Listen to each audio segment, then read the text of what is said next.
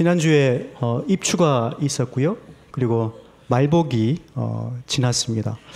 가을이 이제 성큼 다가온 것 같은데 여전히 덥습니다. 여러분 더위에 건강 유의하시기를 바랍니다. 여러분 가을 그러면 뭐가 떠오르세요? 단풍. 네. 또요? 네? 예? 예, 뭐 말씀하실 때 안 들려요. 네, 가을 그러면 뭐 높은 하늘도 있을 것이고요. 그렇죠. 뭐 과일도 많죠.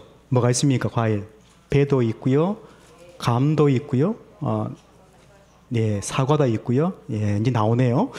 여러분 포도 좋아하십니까?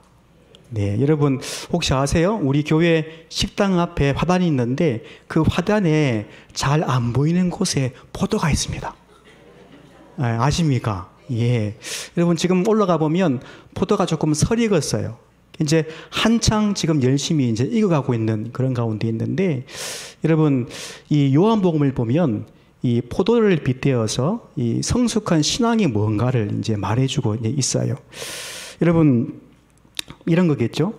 처음에 이제 믿음을 이제 가지면 신선하지만 조금은 이제 미성숙한 이제 그런 이 모습을 이제 보인다면 그러다가 이제 신실하게 교회 생활하고 믿음 생활 이제 하면서 이제 그 설익은 포도가 이제 잘 익게 되는 이제 그런 이제 과정을 또 거치게 되는 거죠.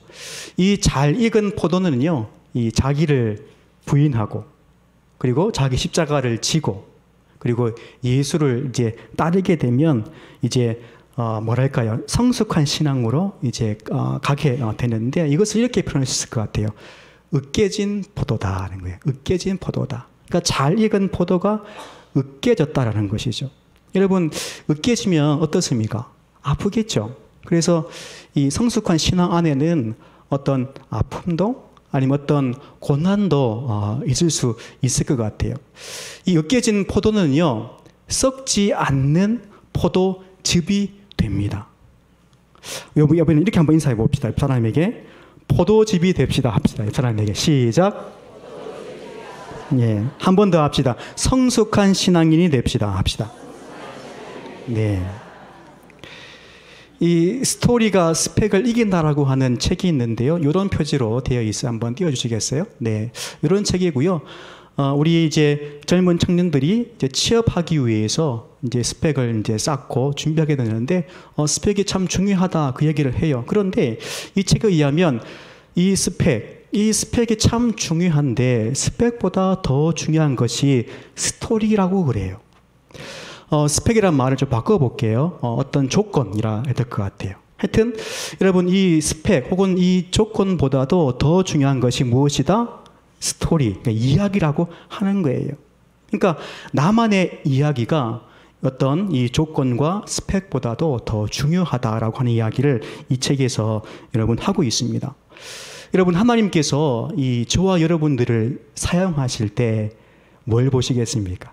스펙을 보시겠습니까? 아니면 조건을 보겠습니까? 뭘 보겠습니까? 하나님은 우리 마음의 중심을 보십니다. 그러니까 우리 마음의 중심이 하나님을 향한 그 뜨거움, 그 열망으로 가득 차 있느냐라고 하는 것을 보시는 것 같아요. 그래서 하나님은 그러한 사람들을 통해서 일을 하시고 역사하시는 분이다 싶습니다. 여러분, 하나님은 뭘 보시냐면 우리 마음의 중심을 보시되 그리고 내가 살아온 그 삶의 이야기도 보십니다. 그러니까 내가 가지고 있는 내 삶의 이야기를 하나님이 보신다라고 하는 거예요. 여러분 그래서 우리가 스펙이 부족해도 괜찮습니다. 하나님의 그 이야기 안에 우리가 들어가면 하나님께서 우리를 하나님의 이야기로 만들어 가신다는 이야기예요. 여러분 스펙이 부족하다고 해서 쫄지 마십시오. 주님이 함께 하십니다. 그리고 다른 사람과 비교하지 마십시오. 비교하기를 멈추면 나는 구별됩니다.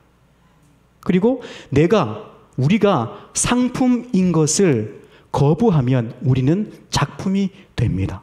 한번 따라 하십시다. 나는 작품입니다. 그렇습니다. 우리가 비교하기를 멈추고 그러면 구별되고 그리고 내가 상품인 것을 거부하면 뭐가 된다고요? 예, 하나님의 작품이 되는 거예요. 그럼 제가 이 스펙과 스토리 이야기를 이제 생각하다가 이런 찬양이 문득 떠올랐어요. 약할 때 강함 대신에. 다 아시죠? 한번 불러볼까요? 한번 불러봅시다. 시작. 약할 때 강함 되시네 나의 보배가 되신 주 나의 모든 것 주 안에 있는 보물을 나는 포기할 수 없네 주 나의 모든 것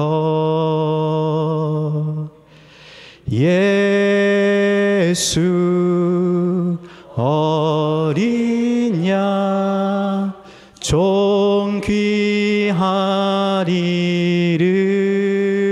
존귀하리를 예수 어린 양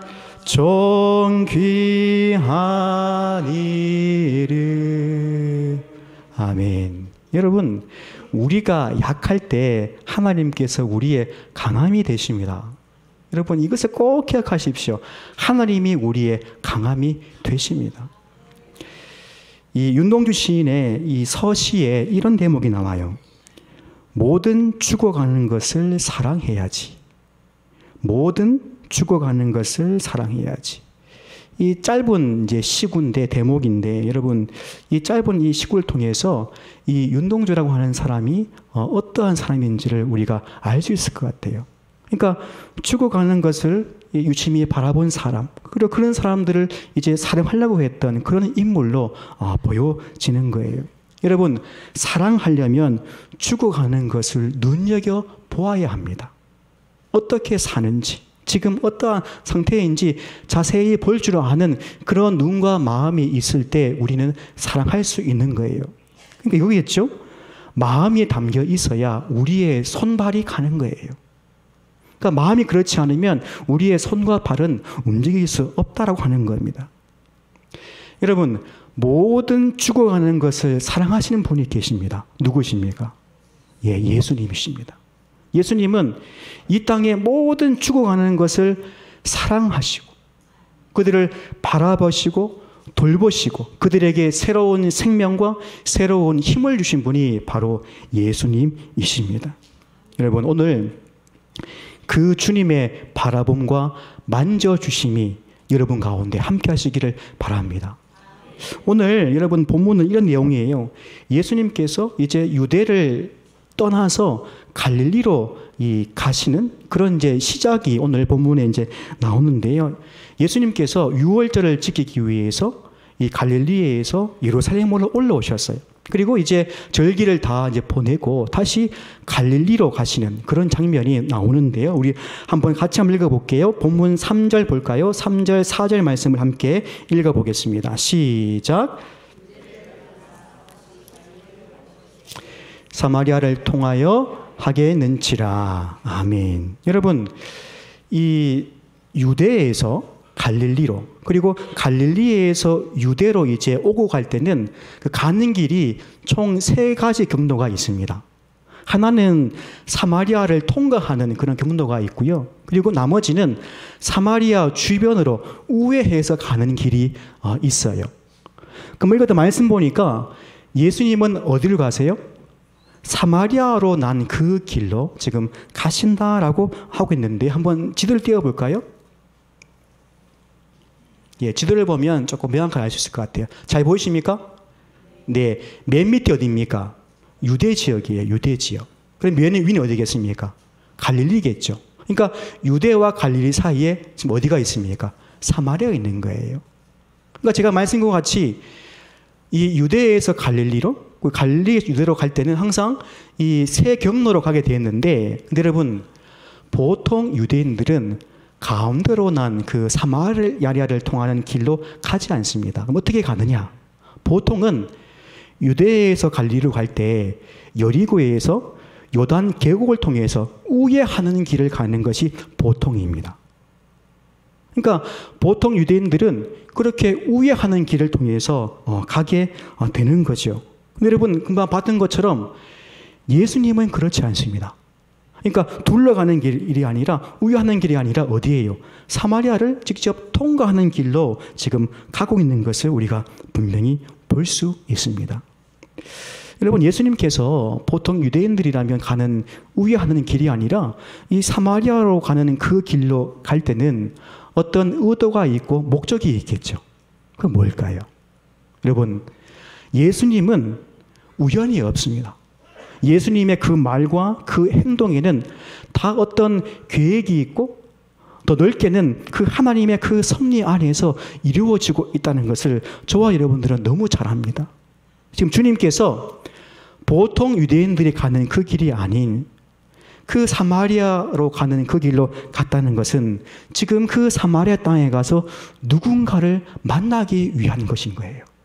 그러니까 어떤 목적을 가지고 평소 가지 않는 그 길로 들어가서 그 누군가를 만나기 위해서 그 길로 갔다라고 볼 수 있는 거예요.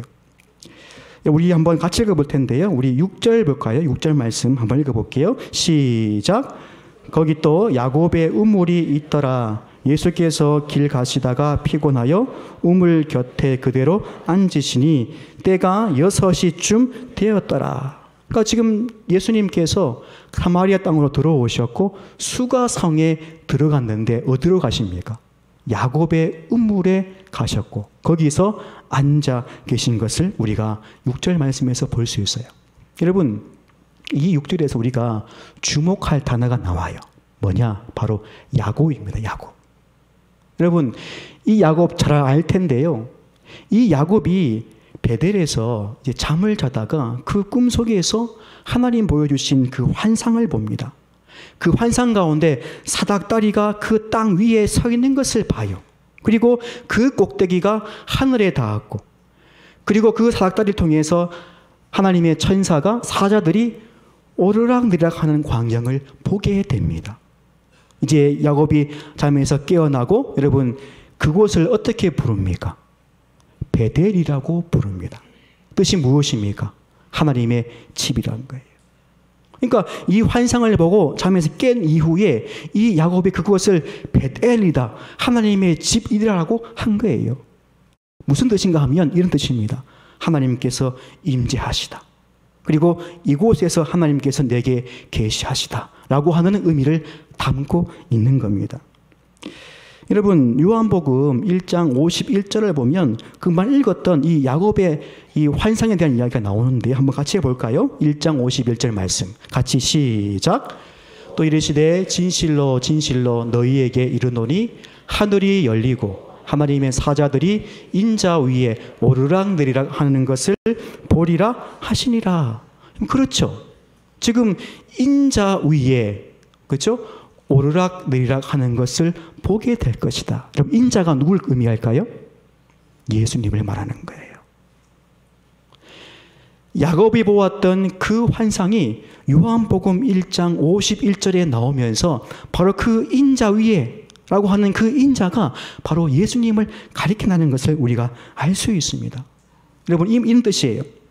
예수님께서 하늘과 땅을 연결시키는 분이란 말입니다. 하나님과 인간 사이를 연결시키는 분이 누구다? 바로 예수님이라고 하는 거예요. 지금 그것을 이 1장 51절에서 보여주고 있는 거예요. 여러분 이 예수님 당시에 이 하늘과 땅을 잇는 곳이 있었습니다. 어디겠습니까? 성전입니다. 성전이에요. 그러니까 예수님 시대 때 유대인들은 이 성전에서 하늘과 땅이 만난다. 그리고 하나님의 임재가 있다라고 믿었어요. 여러분 금방 읽었던 이 51절 말씀에 의하면 이제 예수님께서 그 성전이 되어서 하늘과 땅을 연결시키는 분으로 있게 하는 분으로 지금 말씀하고 있다는 거예요. 여러분 그래서 주님께서 이렇게 말씀하세요. 내가 야곱보다 더 크다라고 하는 거예요. 이러한 맥락에서 주님께서 말씀하는 거예요. 나는 야곱보다 크다라고 하는 것이죠. 성경에서 여러분 우물은 조금 특별한 만남의 장소인데요. 이 아브라함의 이 종이 이삭의 아내를 우물가에서 만납니다. 그리고 야곱은 야일을 우물가에서 만나요. 그리고 모세는 이집트 애굽을 탈출해서 도망 나갔을 때 그 우물가에서 자신의 아내 십보라를 만납니다. 여러분, 오늘 본문에서 예수님이 앉은 곳이 어디입니까? 야곱의 우물가예요. 여러분, 특별히 성경에서 이 우물이라고 하는 것은 이러한 어떤 특별한 일이나 어떤 특별한 만남이 있을 때 그렇게 인용되어지는 것이라고도 볼 수 있는 것이요. 여러분, 6절 한번 다시 보실까요? 이런 표현이 나오죠. 예수께서 길 가시다가 피곤하여 그래요. 여러분, 참 예수님의 모습이 인간적입니다. 그렇죠. 저는 이 표현이 참 좋아요. 예수님도 피곤하셨대요. 네? 여러분, 이뿐이겠습니까? 예수님도요, 배고프시고요. 그리고 많이 드시면 어떻게 되겠습니까? 배 부르실 겁니다. 슬프시고, 그렇죠. 아프시기도 합니다. 예수님은 참 인간이세요. 그래서 오랜 그 여행길에 피곤하시니까 그 우물가에 앉아서 지금 쉬고 계신 거예요. 예수께서 참 인간이라는 것이 참 우리에게는 와닿는 말씀입니다. 왜냐하면 예수님께서 우리를 잘 아십니다, 여러분. 왜요? 예수님도 인간이시거든요.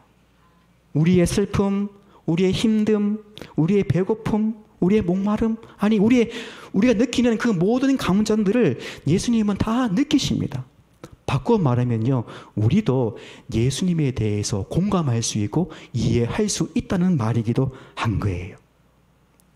이 예수께서 야곱의 우물에 도착한 시간이 몇 시로 나옵니까? 그렇죠, 6시죠. 이제 유대인의 시간인데요, 이것을 오늘날로 바꾸면 낮 12시입니다. 정오입니다. 여러분, 중동 지역에 여러분 낮 12시면 정오면 춥습니까? 덥습니까? 굉장히 뜨거울 때예요. 더울 때인 거죠. 그때 주님께서 그 수가성의 그 야곱의 우물에 도착하신 거예요. 여러분, 여기서 이상한 일이 하나 일어나는데요. 제가 한번 읽어볼게요. 이렇게 말씀합니다. 7절 말씀. 사마리아 여자 한 사람이 물을 기르러 왔음에 예수께서 물을 좀 달라 하시니 그래요. 이름도 성도 모르는 사마리아 한 여자가 지금 어디에 왔어요? 예, 우물 가러 왔어요. 목사님, 그게 왜 이상해요? 그 물을 수 있죠. 왜 이상한지 제가 나중에 설명해 드릴게요. 그리고 예수님께서 이 여인에게 뭐라 말씀합니까? 물 좀 달라고 그래요. 여러분, 이것이 이상한 일입니까? 그렇지 않죠. 근데 여러분, 우리의 상식으로는 지금 7절의 이 말씀이 전혀 이상하게 보이지 않는데, 근데 여러분, 이 당시에는 이런 것들이 이상하게 보였습니다. 왜냐하면 지금 여러분, 한낮에 가장 더울 때 햇빛이 내리쬐는 그 시간에 한 여인이 물을 뜨러 왔다는 거예요. 여러분, 당시 여러분 이 시대는 이 낮에, 이 뜨거운 날에 그 우물가에 물 기르러 가지 않습니다. 가지 않는 것이 당시에는 상식인 거예요. 그리고요, 이 당시에는 이제 여성들이 이제 우물을 가에 가서 이제 물을 이제 길러 오게 되는데, 물을 길러 갈 때마다 혼자 가지 않습니다. 이렇게 3, 5여 모여가지고 아침이나 저녁 시간에 조금 선선할 때 이제 우르르 함께 가는 거예요. 이러면 갈 때는요, 그 우물이 좀 깊거든요. 그래서 뭘 가져가냐면 두레박을 가져가거나 아니면 어떤 물 그릇이나 그리고 긴 끈을 가지고 갑니다. 그래야지만 이제 그 우물에서 물을 기를 수 있거든요. 그렇게 3, 5 모여서 여인들이 함께 우물에 가서 물을 길러 오는데, 여러분, 물만 길러 옵니까? 물만 길러 바로 옵니까? 아니죠. 거기서 뭐 합니까? 예, 수다를 떱니다. 남편의 흉도 좀 보고, 그리고 내일 아침 뭐 할 건지도 물어보고. 그러니까 기본적으로 여러분, 그 우물가는 여성들이 거기서 모여서 서로의 어떤 정보도 나누고 이야기도 하고, 그리고 스트레스를 푸는 곳이 어디라고요? 바로 우물가인 거예요. 여러분 보십시오. 그런데 사마리아 이 한 여인은 그 한낮에 혼자 우물가에 왔습니다. 뭘 말할까요? 이 여인은 그 동네에서 외톨이란 말입니다. 외롭다는 이야기예요. 어쩌면 함께 가고 싶은 친구가 없는 줄도 모르겠어요. 아니, 다른 사람들이, 다른 여인들이 이 여인과는 함께 가지 않겠다라고 했는지도 모르겠어요. 하여튼 지금 이 사마리아 한 여인은 혼자 외롭게 그 땡볕에 그 한낮에 그 야곱의 우물가로 물들어 갔다는 겁니다. 이것이 이상한 일인 거예요. 자, 또 한 가지는요. 예수님이 여인에게 물 좀 달라 했는데 여러분 이것 또한 이 당시로 볼 때는 금기를 깨는 행동입니다. 여러분 그래서 깜짝 놀란 이 여인이요. 예수님께 이렇게 대묻습니다. 9절 말씀 보실까요? 사마리아 여자가 이르되 당신은 유대인으로서 어찌하여 사마리아 여자인 나에게 물을 달라 하나이까 하니 이는 유대인이 사마리아인과 상종하지 아니함이로라 하는 거예요. 여러분 유대인이 사마리아인에게 말을 건네는 것이 당시에는 금기였고 그리고 유대인 남자가 혼자 있는 여자와 함께 있는 것도 금기입니다. 그리고 말을 거는 것도 금기인 거예요. 근데 보십시오. 예수님은 그 금기를 깨트리시고 그 여인에게 물 좀 달라 하셨습니다. 여러분 아시는 대로 유대인과 사마리아인은 상종하지 않습니다. 원수지간입니다. 물과 기름 관계입니다. 섞이지 않습니다. 과거부터 역사적으로 그리고 종교적으로 정치적으로 함께 할 수 없는 관계입니다. 특히 유대인들은 이 사마리아인들을 사람 취급하지 않았습니다. 짐승 취급하였습니다. 여러분 이런 상황에서 어떤 유대인이 사마리아를 통하여서 길을 가겠습니까? 왜요? 위험하거든요. 앙숙 관계인데 원수 관계인데 그 사마리아 그 지역에 유대인이 들어왔다? 여러분 가만히 있겠습니까? 가만히 있지 않을 겁니다. 돌을 던질 겁니다. 근데 여러분 뭐예요? 예수님은 그런 금기들을 다 깨트려버리고 그 사마리아 땅으로 들어갔다라고 하는 이야기입니다. 예수님은 여러분 이 여인에게요 두 가지를 이제 이야기하는데 우리 함께 한번 볼게요. 10절 말씀이에요. 한번 같이 읽어보겠습니다. 시작. 예수께서 대답하여 이르시되 내가 만일 하나님의 선물과 또 내게 물 좀 달라 하는 이가 누구인 줄 알았더라면 내가 그에게 구하였을 것이요 그가 생수를 내게 주었으리라. 지금 주님께서 이 여인에게 두 가지 이야기하는 거예요. 하나님의 선물 그리고 예수님 자신이 누구인지를 지금 이 10절 말씀에서 말해주는데 예수님이 말씀하시는 그 생수는 무엇이냐?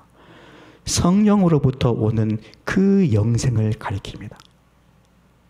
그러니까 주님께서 말씀하시는 그 생수는 그냥 마시는 그 물을 말하는 것이 아니라 성령을 통해서 오는 그 영생을 지금 주님께서 말씀하고 있어요. 그러면서 이 영생의 선물이 예수님을 통하여 주어진다는 것을 한 번 더 이 여인에게 말해주고 있는 거예요. 근데 여러분 이 여인이 이 예수님의 말씀을 이해하겠습니까? 잘 이해하지 못해요. 그래서 여인은 그 생수를 자연스럽게 마시는 물로 이해를 해요. 그리고 예수님이 어떠한 분인지 잘 몰라요. 그 당연한 거겠죠.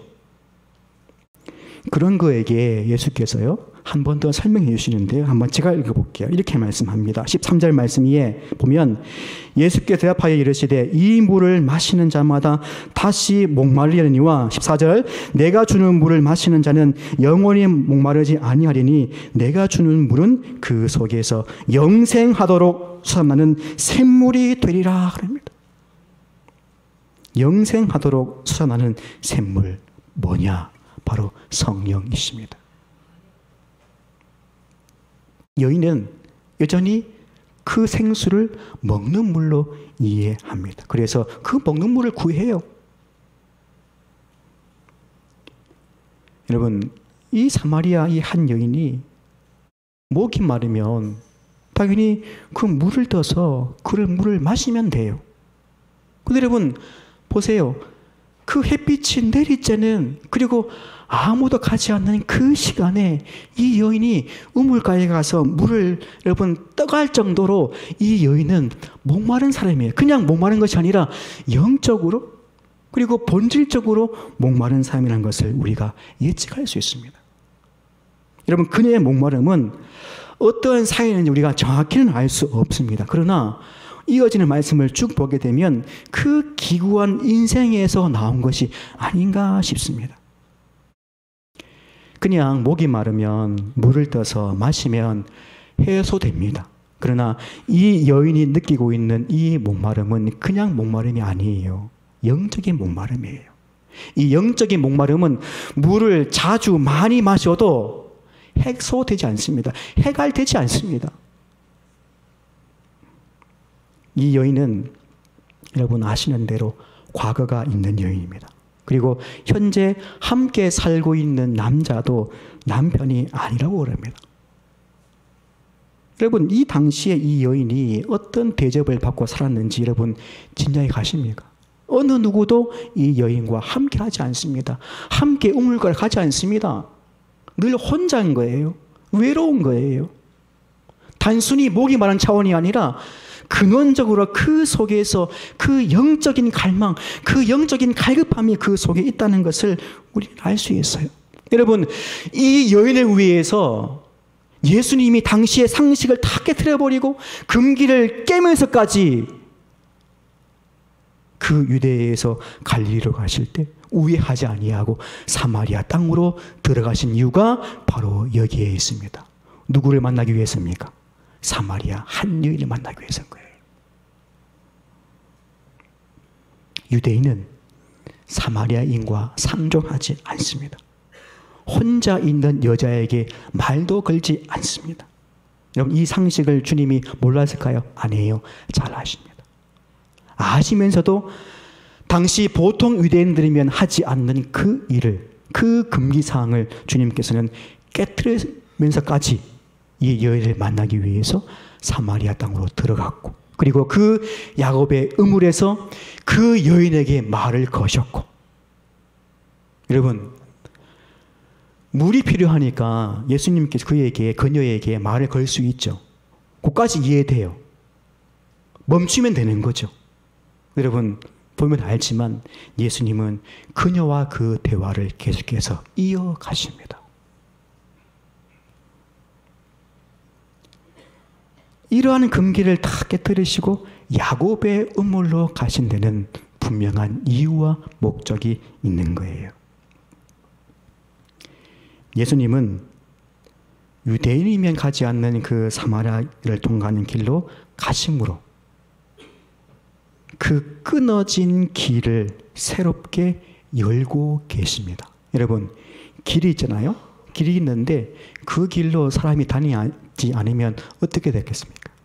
길이요, 막히는 거예요. 길이 길되지 않는 거겠죠. 멈춰지는 거죠. 끊어져 버리는 거예요. 지금 예수님께서 유대에서 갈릴리로 가는 그 길, 사마리아를 통과하는 그 길, 막힌 그 길을 지금 뭐 하신 거예요? 여신 겁니다.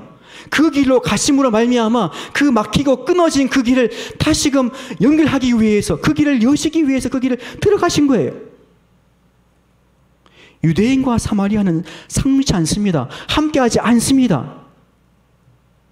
유대인과 사마리아의 그 막힌 그 길도 사마리아 여인과의 그 만남을 통하여 연결시키고 그 길을 여시로 그곳에 간 것입니다. 여러분, 예수님은 그 사마리아 여인의 그 영적인 그 목마름을 해결하기 위해서 하나님께로 나아가는 그 길을 활짝 여셨습니다. 예수 그리스도의 그 복음은 유대인이든 사마리아인이든 차별이 없습니다. 누구든지 예수님을 통하면 하나님께로 나갈 수 있습니다. 차별이 없어요. 배제하지 않습니다. 혐오하지 않습니다. 누구든지 예수 그리스도 안에 있으면 예수 그리스도의 그 복음은 하나님께로 나갈 수 있는 그 길을 활짝 열어줍니다. 지금 주님께서 그 길을 여시러 그곳에까지 가신 거예요. 여러분, 예수님은 스펙, 조건을 보지 않습니다. 어떤 처지에 있더라도 예수님이 주시는 그 생수를 받아 마시는 자는 영원히 목마르지 않습니다. 여러분, 그 생수를 받아 마십시오. 그냥 목이 마르면요, 그냥 컵에 담긴 이 물을 마시면 됩니다. 이렇게. 근데 여러분, 우리의 영적인 갈증과 목마름은 이 마시는 물로 해결되지 않습니다. 예수님께로부터 오는 그 생수를 받아 마셔야 우리의 영적 갈급함이 해결된다는 사실입니다. 여러분, 내가 어떠한 삶을 살았든지 예수님을 나의 길 삼고 걷는 사람은 하나님과 연결됩니다. 하나님은 그 어떤 조건도 보시지 않고 나를 하나님의 이야기로 만들어 가십니다. 내가 어떠한 삶을 살아왔든지, 아니 지금 어떠한 삶을 살든지 나의 삶의 이야기가 하나님 이야기 속으로 쏙 들어가면 새로워집니다. 살아갈 수 있는 힘과 용기를 얻을 수 있게 됩니다. 여러분, 하나님의 이야기가 세상을 이깁니다. 하나님의 이야기가 저와 여러분들을 춤추게 할 것입니다. 여러분들은 하나님 이야기의 주인공이십니다. 한번 따라 하십시다. 나는 하나님 이야기의 주인공입니다. 그렇습니다. 여러분 꼭 기억하십시오. 스펙, 조건 보지 않습니다. 우리가 살아온 삶을 보시고 우리를 그 하나님의 이야기 속으로 인도하셔서 우리를 하나님 이야기의 주인공으로 만들어 가시는 분이 바로 우리 주님이십니다. 그 은혜가 여러분과 함께 하시기를 바랍니다. 기도하겠습니다. 하나님 아버지, 우리의 영적 목마름, 우리의 영적 갈급함을 성령의 생수로 채워 주시옵소서. 속사람이 아프고 슬픈 자 있습니까? 이 가족께서 함께 해주셔서 영원히 목마르지 아니하는 그 생수를 받아 마셔 다시금 일어서서 이 땅을 살아갈 수 있는 힘과 용기를 얻을 수 있도록 인도해 주옵소서. 우리가 바로 하나님 이야기의 주인공됨을 잊지 말고 오늘 내게 주어진 이 삶을 믿음으로 감사함으로 살아갈 수 있게 인도해 주시옵소서. 예수님의 이름으로 기도합니다. 아멘.